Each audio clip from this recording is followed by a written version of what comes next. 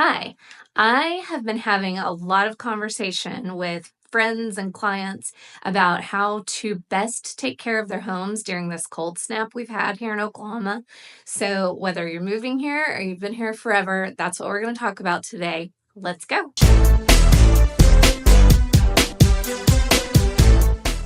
Hey guys, I'm Heather Evers with Your Best Life OKC, and I wanted to talk to you a little bit today about how to best take care of your home during the winter. So, Oklahoma is not somewhere where we get just like blizzard conditions and radical cold all the time.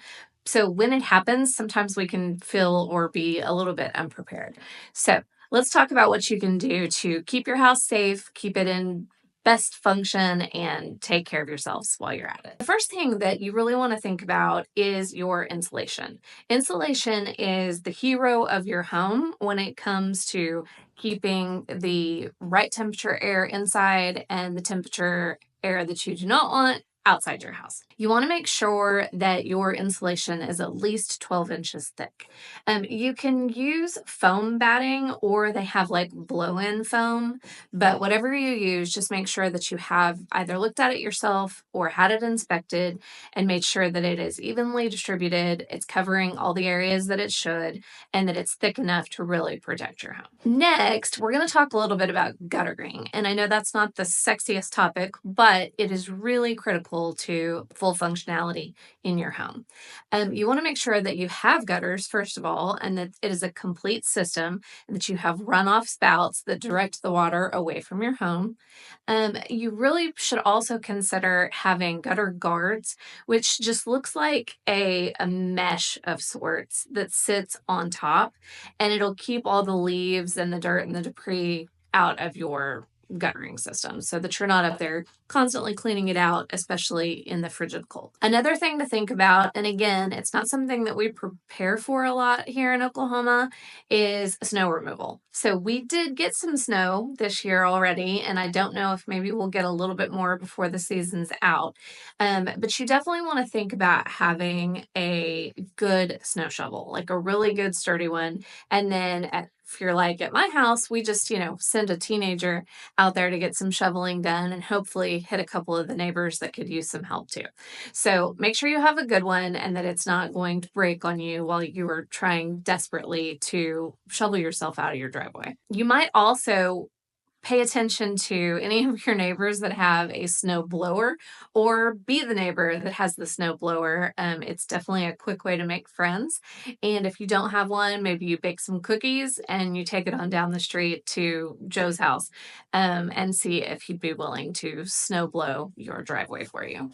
Okay, so an obvious thing to discuss here in your winter maintenance list is your furnace, your heating system. You want to make sure that you are changing the filters in that heat system. You'd be shocked the difference that it makes and how well it functions and how much easier it is on the actual appliance. If you are not cleaning those filters, you are forcing your furnace to work much harder than it really has to. So be sure you're keeping up with that. And it will also ensure that the air inside your home is fresh and clean. If you have an asthmatic kid like I do, that is really critical. You do not want to be blowing allergens, into your home in the, you know, in an attempt to just stay warm and keep cozy. Okay, next let's talk a little bit about the windows in your home. So you want to make sure that you are not getting drafty air blowing into your home from the outdoors.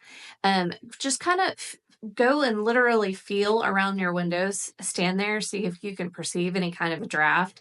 You can also get like scan thermometers that will tell you if you are getting too much cold air in that area.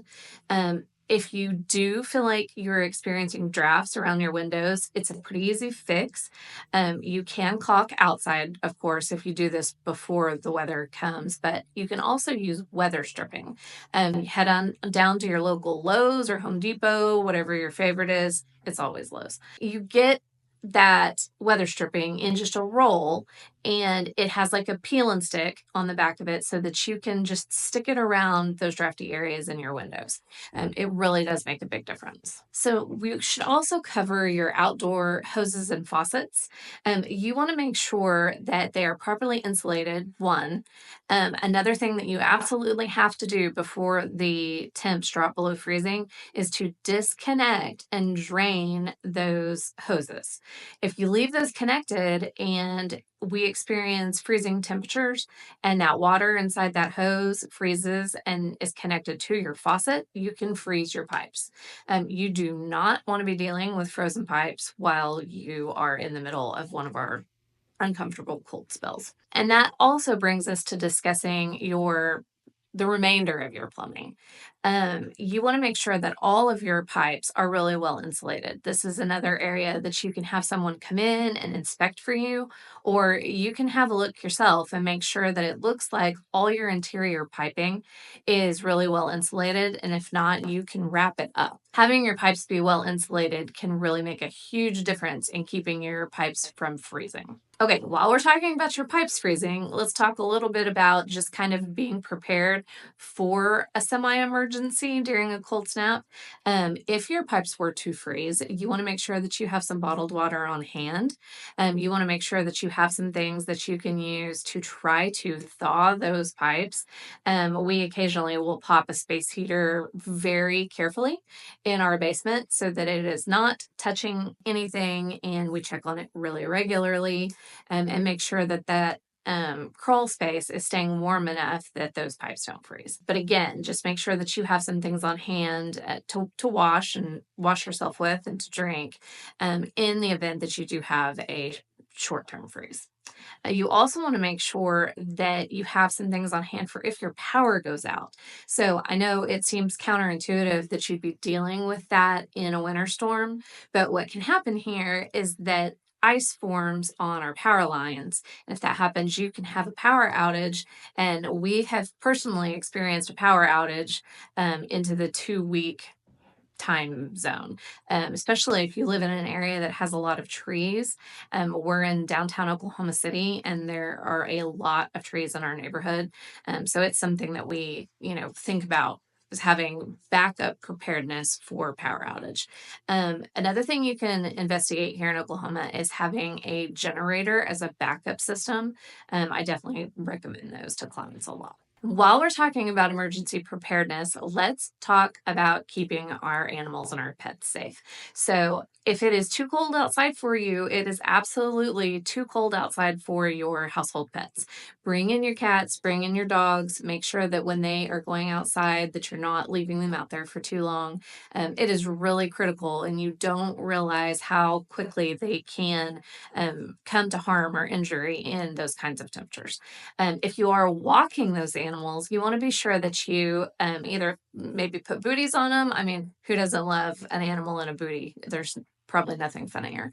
But also, if you're not, just go ahead and wipe their feet when you bring them back in from outside. The salt that people use to keep the ice walkable and to make sure that it's not too slippery can really irritate their paws.